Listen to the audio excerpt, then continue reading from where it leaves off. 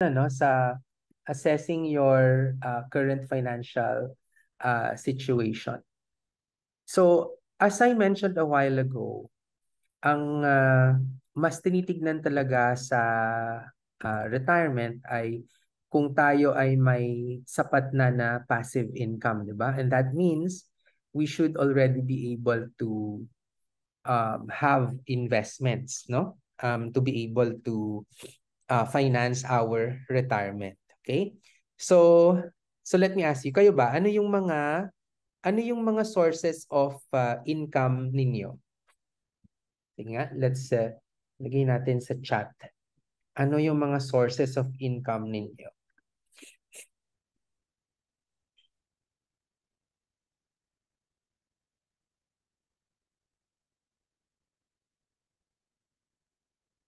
Okay, so salary. Okay, oy si Ed, mayroon siyang co-op, meron din siyang MP2. Si Jason, meron siyang interest and dividends aside from employment. Tiffany ay may employment and interest from investments. Okay, salary, small investment stocks, provident plan. Okay. Interest and dividends, salary, business. Okay. So, so most of us meron pa ring meron pa ring uh, uh, employment, no? As our main source of income. Pero si Florida ay meron siyang rental income, no? Si Fatima, dun sa co-op niya, kaka-start pa lang niya. Okay lang yan. Better na nagsa-start na kaysa sa later pa, no? So, quickly, let me show you yung uh, kaibahan ng sources ng active income sa passive income. So, yung salary, part-time work, overtime work, commission, and business income natin, these are our active income. Ang passive income, ito yung rent, interest, dividend, capital gains, royalty, and pension. Okay? So, yung active income, these are income derived from labor or work. Ang passive income, investment income you earn even when you do not work. No? Yung active income natin, this is our primary income, na main source of income natin, no? Such as our salary. And yung passive income is earned from our assets, investments, or both. Pero ang key talaga dito is our active income should only be used to fund our basic needs. And our passive income would be used to fund our periodic wants or further increase our investments. Okay? So let's put this into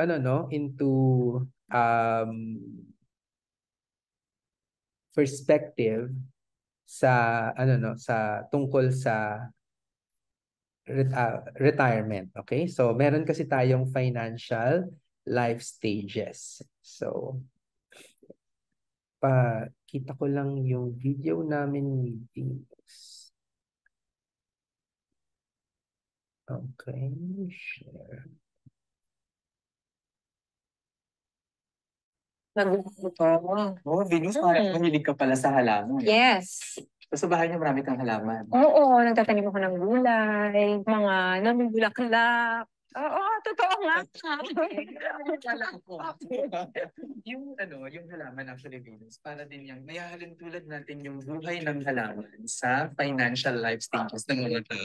Oo, galing mo.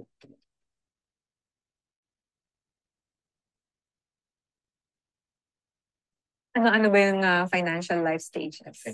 Bago ko sagutin yan, Venus, kailangan maintindihan muna natin anong yung pagkakaiba ng active income at saka passive income. Ang passive income ay income na kinikita mo kahit hindi ka nagtatrabaho. Ang active income naman, kailangan mong magpawis at magbanat ng luto. Yung financial life stages ay nasusukat siya sa ability mo to cover your expenses sa pamamagitan ng passive income. So, yan talaga yung mahalaga. Kailangan magkaroon ka ng passive income. At meron tayong 5 stages doon. So, the first stage is the startup stage. And then financial independence stage, financial growth stage, financial stabilization stage, and financial freedom stage. Yung startup stage, ang suggested age ko dito ay 21 to 22 years old. At ang expectation ko dyan ay 0 ang kanilang passive income because Graduate lang. trabaho. Ang goal dapat dito ay makapag-ipon na for emergency savings. Magsimula na mag-emergency savings yung mga kabataan. Second life stage naman natin is the financial independence. Independence, Okay. right. Financial independence kasi ang gusto kong mangyari ay maging independent in terms of finance yung mga tao, yung mga kabataan. So ang suggested age ko naman dito is about 23 to 25 years old. At ano yung kumikita ka na? Yes, kumikita ka na. At ang passive income mo dito that covers your expenses should be about 1 to 10%. Ang pangatlo naman ay yung financial growth stage. Financial growth stage naman, ang suggested age ko dito is about 26 to 45. Mukhang nandito ka yata. 45. Okay, 25. So 26 to 45 years old. At ang suggested na passive income ko dito as a percentage of expenses is about 11 to 50%. Okay. So pag napapansin mo, habang tumatanda ka, dapat mas lumalaki ang passive income compared sa expenses. Yung fourth naman na life stage natin ay financial stabilization life stage. Okay. So, ang suggested age ko dito is about 46 to 60 or 65 years. Okay? Financial stabilization siya kasi at this stage, talagang dapat mas malaki na yung passive income that will cover your expenses. So, dapat ito ay 51 to 99%. And then the last one is the financial freedom life stage. Yes. And when we say financial freedom, this is Parang, already... ang nai-imagine ko yung nakaupo ka na lang. So, retirement na yan. So, yung passive income mo, dapat kaya niyang i-cover lahat ng expenses. So, balik tayo dun sa plan nito. Okay. So, tulad ng halaman, kapag yan, binitibugan mo, inaalagaan, nilalagyan ng fertilizer. Yes.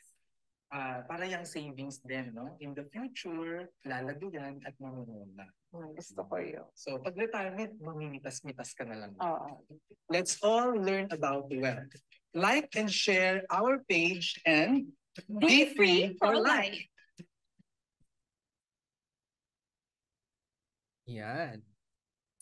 O, di ba? So, yan yung financial life stages, no? Pag-explain lang natin sa sa ating passive income. Tama ba? Ay, ano nangyari? Wait lang, guys.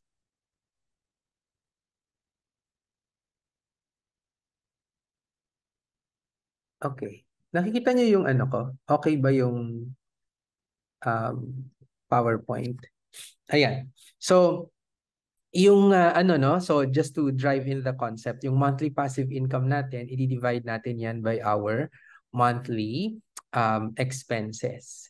So that will determine our financial life stage. So if we dissect further yung ating financial life stage, it actually, yung numerator niyan actually is what we have, or ito yung mga assets natin earning passive income. And yung denominator natin are our expenses, which is our needs and wants. No? So when we dissect this further, ano ba yung ibig sabihin talaga niyan, no? Yung what I have is how do you prepare for the future, and yung expenses mo is what can make my life exciting, di ba? Or ano ba yung lifestyle na gusto mo, no? And if you take a look at this is actually YOLO, no? You only live once, and YAGO, you also grow old. Kaya yung financial life stage actually ang pinaka gusto natin na gagawin dyan with our YOLO and our YAGO is we balance it out, no? So YOLO plus YAGO is BOLO, which means balance of our luxuries and obligations. So Yan yung ano no, yun yung tinitingnan natin. So, base dun sa ating financial life stage, nasan ba kayo? Okay? Ilang percent yung passive income ninyo as a percentage of your expenses. So, what we want to achieve here is greater than 100% or 100 or greater than 100%. Okay? So, kung ginawa nyo po yung assignment na money in, money out, you spit out niyan yung ating expected na retirement age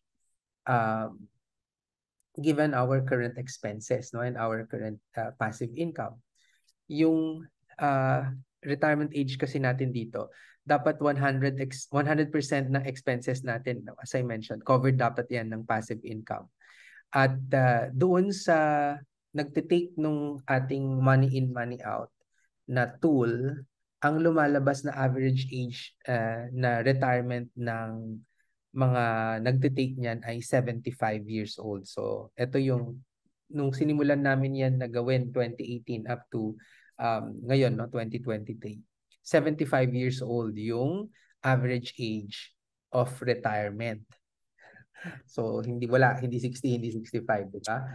Kasi 45% ay walang passive income. 35% have 10,000 pesos passive income per month. Yan po yung lumalabas doon. Okay? Tapos we also have our SALN, no? Yung SALN natin, it is a list of what we have, our assets, our liabilities, and our equity, no? So what we owe, these are our liabilities, and what you own, yan yung equity. Okay? If you go through this exercise, it will create an awareness of your financial situation, which will aid you in your budgeting and planning. So kung kung hindi nyo pa ito nagawa, andito naman yung mga andyan yung QR code, you can screenshot, and ito rin yung sa money in, money out. So hindi na tayo magde-delve ng panahon on how to accomplish all of this kasi uubos yan ng oras. Bibigay na lang ni Flo sa inyo yung video guides ng mga yan if you want to dig deeper into this, no? Yung ating financial health check din, if you've already done this, ito yung ito yung ibig sabihin yan. So kung 27 to 30 points yung nakuha ninyo, you're financially sustainable, financially secure kung 21 to 26, and less than 21, financial startup. Okay?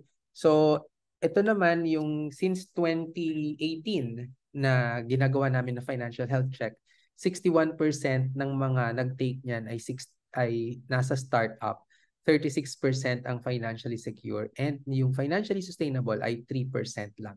Usually itong financially sustainable, ito yung mga handang mag-retire. So 3% lang ng mga nagte-take ng self-assessment na yan, yung kaya nang mag-retire. Okay. And okay, so ito. I'd like to I'd like to spend more time on this kasi ito yung kailangan talaga natin na i-take into account when we go into retirement planning. Okay? So kailangan ilalagay natin yung record ng estate natin. Okay? So ang unang-una na susulat natin dun sa estate natin o sa estate record natin yung mga pangalan natin. Yung pangalan mo, yung pangalan ng asawa mo, at yung mga anak. Okay? Yung napakahalaga ng mga anak ha kasi baka meron kang anak sa labas, baka hindi na magkagulatan, di ba? Ilagay mo na yung mga anak na ganyan. Yung tatay ko ganyan eh. Tinatanong na namin kasi ang alam namin sa tatay ko ay isa. Actually, technically, kami yung anak sa labas ni Papa. Kasi nagkaroon siya ng unang asawa at nagkaroon sila ng anak. Tapos kami yung second family. Pero eventually na-annul yung kasal nila dun sa una. So kami yung naging official, parang ganon. So, ang alam namin, meron kaming isang kapatid, no, mas panganay sa amin.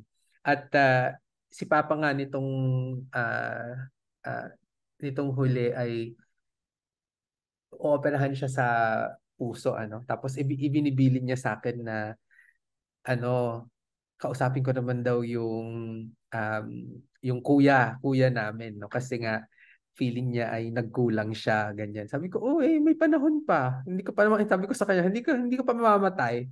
Hindi ko yan responsibilidad. Responsibilidad mo yan. Harapin mo, di ba? So, hindi ka pa mamamatay, sabi ko sa kanya. Yun, hindi naman siya namatay. Ayan. And then, maglagay kayo ng ano yung mga sino-sino yung mga beneficiaries ng will ninyo. So ilalagay ninyo, no, aside from your children's spouse name or yours, no, your baka mga kapatid mo, nasa will mo sila, so ilalagay mo 'yon. Ang details na kailangan ilagay mo yung date and place of birth of each, no? At ano yung kanilang passport or identification, no? Na meron ka. Tapos mobile number and current address. Para yung executor, kung sino man siya, ay madali niyang makokontak kung sino yung mga dapat makontak sa oras ng iyong kamatayan, di ba? So, yun. Okay, and then you also have to list down your personal advisors. So, ang unang-una is ano, no, meron bang meron ka na bang naisulat na powers of attorney? At actually nung nabasa ko nga ito kanina, parang ay oo nga no, kailangan namin ni Edwin ito aside from the will. Kasi yung will, may execute siya pag patay ka na. Pero yung powers of attorney ay kung incapable ka to do something,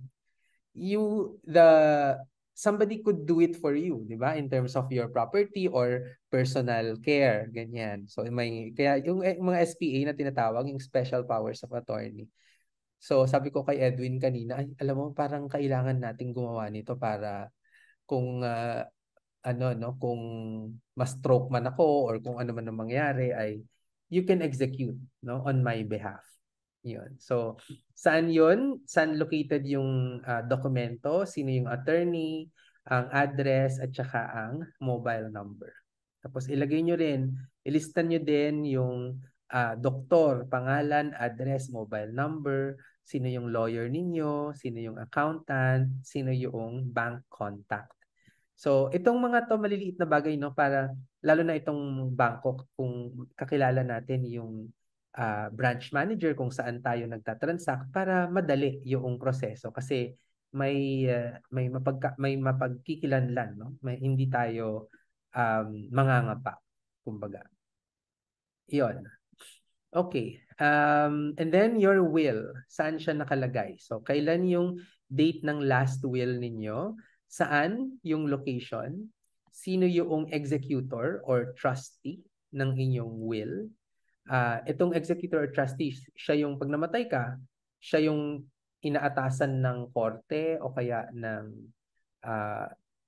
yung inaatasan mo na siya yung magdi-distribute, no, ng property kasi pinagkakatiwalaan mo siya. 'Yon. Ang address, ang mobile number. Okay? Nitong executor or trustee. And then, o yan, di ba? Mga funeral arrangement. So, dapat is nakasulat na yan, no? Ang funeral mo ba ay pre-planned or hindi? Di ba? Actually, ako hindi ko pa nga naiisip to. Lagi akong sinasabi na, ay, gusto ko yung funeral arrangement ko ay it's celebration siya more than anything, no? Parang pag dumating ka, dun ka lang po pwedeng umiyak. Pero after that, dapat party ganyan, di ba? Ayun. Funeral home address, contact name, mobile number, and then yung details ng arrangement or the service. Okay? Tapos, ikaw ba ay may cemetery plot na, di ba? So, ano yung plot number? Location of the plot, deed, kung meron, contact name, mobile number. Okay? Tapos kung ikaw din ay may safety deposit box, 'di ba? Yung safety deposit boxes natin, asan ba yung location niyan? Box number at saka key location. Yung safety deposit boxes, usually ito po ay sa mga bangko, meron yan. Nirerentahan yan usually. Napapanood natin yan sa mga movies, di ba? Na parang, oy, puntahan ka. Tapos, ga-guide ka nila dun sa vault nila. Nandun yung mga safety deposit boxes, mga ganon. Kung meron lang naman. Kami ni Edwin ay, I think, isang beses lang kami nag-rent ng safety deposit box. Pero after that, sabi na parang, wala namang, hindi naman siya ganun kahalaga. Parang kaya naman natin to do this on our own. So yung dokumento, kinuha na namin at dito na lang sa bahay, no? Kinikip. Okay. Location of important documents. Okay, may tanong si si Bernard, may tanong. Sige, bago tayo magpatuloy siguro. Si Bernard, ang tanong niya, saan yan? Ayan. In computing expenses versus passive income, should we assume current expenses? Actually, Bernard, dapat yung pag-assume mo dyan ay yung ano to ha, kasi retirement na yung tinitignan natin talaga. Hindi na lang natin mini-measure kung nasaan tayo sa financial life stage natin. We have to project kung kailan ka magre-retire, i-adjust mo by inflation kung ano yung expenses by that time. And ako, to make it easy, for calculations, for every 10 years kasi nagdo-double yung mga prices dito sa Pilipinas, no, if you're going to retire here. So kung ang pandesal ngayon ay 3 piso and you plan to retire 10 years from now, 6 pesos na yan, no? So nagdo-double siya every 10 years. So pwedeng yun yung titingnan natin. So if yes, in many cases, result will be unfavorable because current lifestyle is based on scenario where we still have active income. Oo, totoo naman. Kaya kaya nga kaya nga ako meaningful and productive retirement ang tina-target talaga. Pwede mo namang i-combine na nag-work ka pa rin. Pero yun nga. Pero I think yung question mo mas on how do I generate more income so I could keep pace of inflation, 'di ba? When I retire. Next week natin yan mas mapag-uusapan. Pero ang short answer ko diyan na madali, no, na source ng retirement money natin that will keep up with inflation is rental income. Yung mga kaibigan ko na nag-early retirement na na-assist ko ay yan yung main source talaga. And of course, kunwari siya, no, si Sir Nes, my friend who's in Ilocos right now, dati siyang concierge dyan siya sa Dubai. Ang kinikita niya by that time I think about 120,000 pesos per month, ano? So naturuan ko siya na mag-rental income at ngayon yung umuwi na siya ng Ilocos kasi yung rental property niya ay nagge-generate na ng 80,000 pesos per month na passive income. So sabi niya yung 80,000 pesos sa Ilocos ay sobra-sobra na, 'di ba? So ang mangyayari niyan ay pag tumataas yung presyo ng bilihin, i-adjust din niya yung rent doon sa pinapaupahan niya. Okay? Tapos gaya ng sabi ko kanina, 'di ba, na when you're already in retirement ay pwede rin naman na nag-accumulate ka pa rin. So he's 44, no? Right now. And ang mangyayari niyan, actually yung 80,000 sabi niya ay hindi niya maubos sa Ilocos, 'di ba? Kasi may sarili siyang bahay, mag-isa lang siya. Becky 'di ba? O ano lang. Tapos super kuripot, Diyos ko day. Super kuripot talaga yung friend ko na yon. So, ang ginagawa niya, yung kalahati, yung 40,000 itinatabi niya at nilalagay niya sa mga MP2 or nilalagay niya sa SEDPI Co-op investments niya. Tapos kapag nakakaipon siya ulit ay nagbabalak na naman siyang magpatayo ng another rental property. So, yun yung po pwede. Okay? Tama naman, no, na ideally wala na talagang utang at nakapagpaaral na tayo sa mga anak natin. Kaya maganda talaga maging Becky. Wala kaming anak, o, di ba, happy? In this scenario, monthly expenses will be drastically reduced. Should this be the assumption or basis for computation? Oo. We'll go into that later, kasi i-envision mo, I will let you imagine. I will give you guide questions kung paano ba yung retirement na pinapangarap mo, di ba? Ano yung gusto mong mangyari? Ayan. Okay, si Ed, ang tanong niya, ang executor or trustee ba ay dapat lawyer? Most of the time, lawyer sila. At ano, no, ang mas maganda nga dyan, yun tama, no, na lawyer yung kuhanin para hindi, kung family member mo kasi yung kukunin mo, involved siya emotionally baka mag-away-away pa, ganyan. May one-stop shop ba akong alam na tutulong sa paggawa ng will at lahat pa ng bagay para sa estate sa I die? I could share with you, tanong ko, sige, sasagutin ko yan next week. Tatanong ko yung mga lawyer friends ko kung sino yung interested, no? Itong will, what I understand, I'm not a lawyer, no, pero when I consulted with them, yung paggawa ng will, it is not executory kung hindi siya na-probate sa korte. So, kailangan na-probate na siya sa korte. Ibig sabihin, ipipresenta siya sa korte at sinabi talaga ng korte na, oh, yan yung will. Parang ganun. Sa pagkakaintindi ko, yung mga will na hindi na-probate ay mahabang battle sa court yung magiging resulta niya kung hindi siya na-probate kasi madali siyang ma-question, kumbaga, no?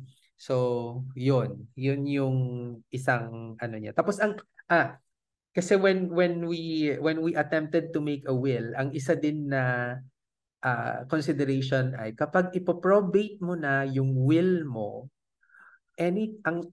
ang sabi sa akin nung judge na kaibigan ko naman to, ang sabi niya ay yung amount involved in the will, 2% nun babayaran mo na agad. O, di ba?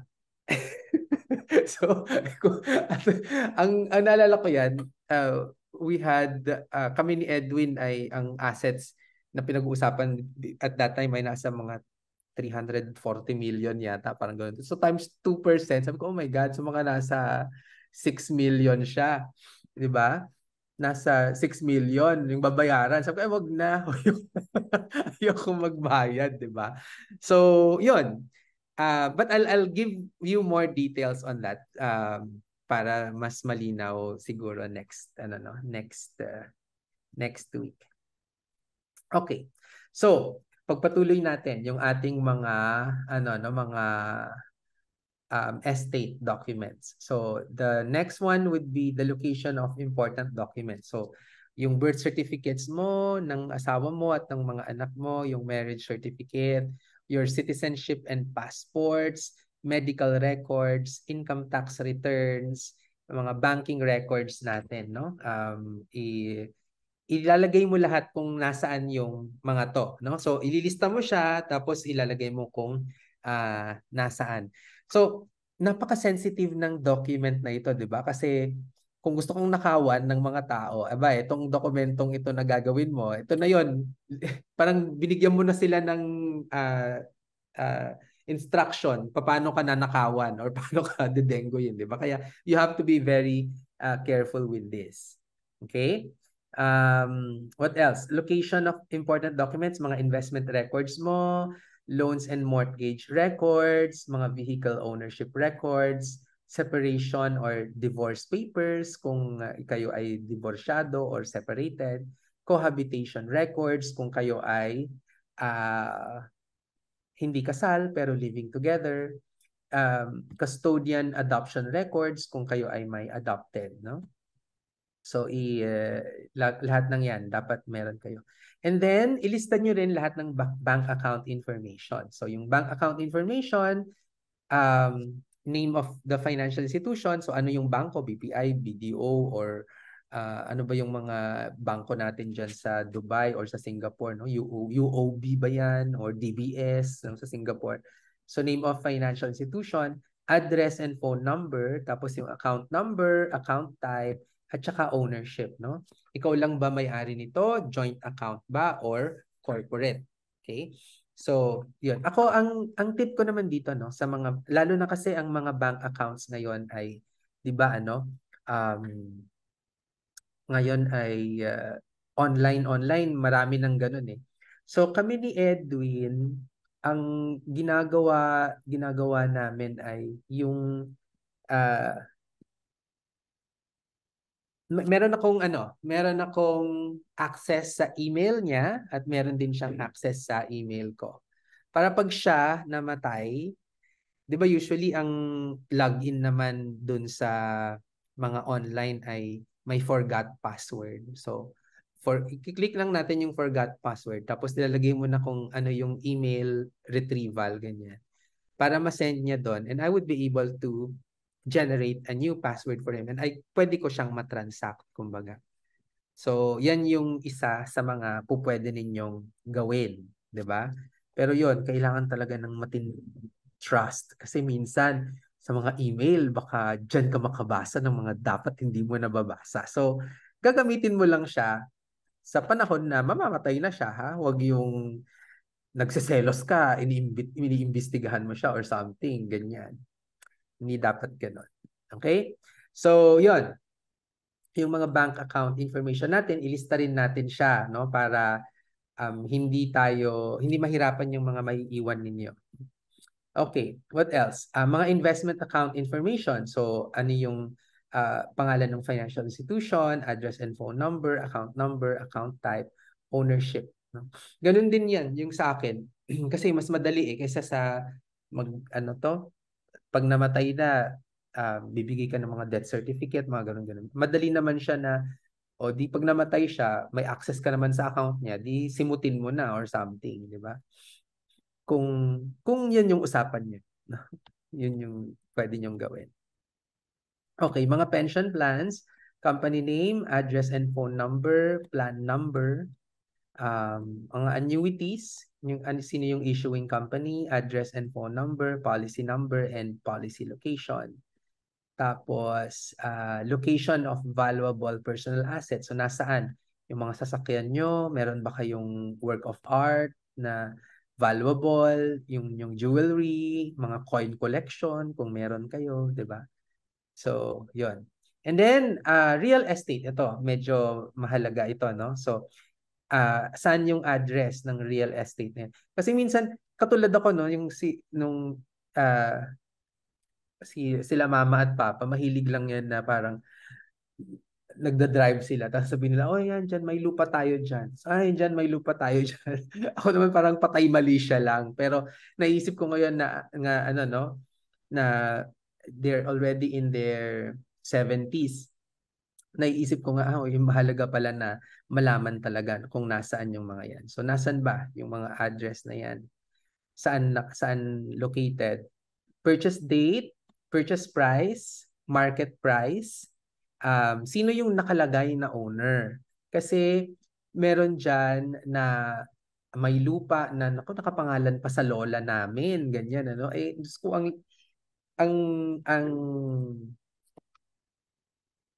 daming signatories ng extrajudicial settlement kapag ganyan ano na nandun pa sa lolo-lola yung dokumento kasi mabusisi siya. So, naka-experience na ako ng ganyan. Bumili kami ng lupa 4 hectares dito dyan sa Mindanao, no? At 14 yung signatories. So, sa lolo't lola pa nila yung lupa, tapos 5 silang magkakapatid. Yung isa nilang kapatid namatay na. So, signatory itong 4 together with the spouses. Tapos, yung anak nitong namatay, yun din, signatories lahat yun. So, ang sakit sa ulo. Kasi may isang signature lang, isang ID lang nawala, hindi ipaprocess ng Registry of Deeds. Ganyan siya. So, kailangan nakasulat kung sino yan, na owners. And then, title number at saan, no? Saan yung location ng title? Na nasa bangko ba siya? Nasa ilalim ng kama, 'di ba? Usually ganyan na tinatago. Tapos kung ito ay mortgage, sino yung pinagkakautangan niya, no? Kung ito ba ay sa bangko or kung kanino man baka ginamit na collateral, ano yung reference number ng mortgage na yon, tapos yung tax declaration kailangan din po yon para kasi dapat ano no, kung meron tayong real estate property, nagbabayad talaga tayo ng real estate tax diyan. Okay? Tapos sa business interest naman, company name, tapos ito ba ay sole proprietor, partnership or corporation, location ng documents, percentage ownership, at saka estimated valuation. Okay? And then sa insurance, titignan din natin, no? Sino yung insurer, sino ba yung insured, anong type ba to, no? Term, whole, universal, or health insurance ba to, disability ba yan, critical illness, kung ano man. Ano yung face value niya, ano yung policy number, sino yung agent at mobile number, at saka policy location. Okay? So yan yung mga ari-arian. So you should also list yung mga loans, no?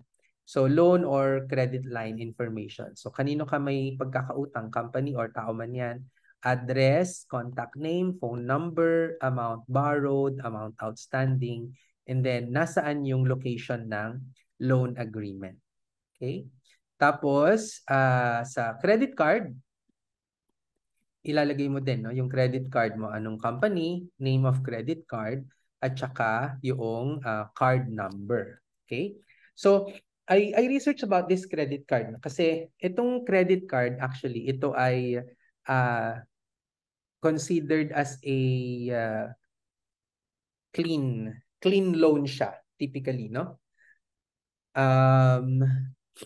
So yung clean loan na yan, ibig sabihin pag namatay ka, parang usually wala pa akong nakita or narinig na may namatay tapos yung credit card company ay talagang naghabol doon sa estate, no? Kasi technically, kapag tayo ay namatay, yung estate natin, which is yung mga pagmamay-ari natin, ifulfill niya muna dapat yung mga debt obligations natin bago yan hahati-hatiin at ipapamana, no, sa mga heirs. So, pwedeng maghabol yung credit card company. Pero sa experience ko, wala pa akong narinig na talagang naghabol yung credit card company dun sa kanilang credit card balance, no, nung namatay sila. So, yon. Speaking of estate, marami kasing sasabi tungkol sa estate tax. Okay, let me lalong-lalo na to at inis na inis ako, no, parang uy, bumili ka ng insurance kasi pang-cover yan sa estate tax mo. Parang talaga lang ha. Yung mga nagsasabi niyan ay hindi po sila hindi sila updated sa ano na yung estate tax law dito sa Pilipinas.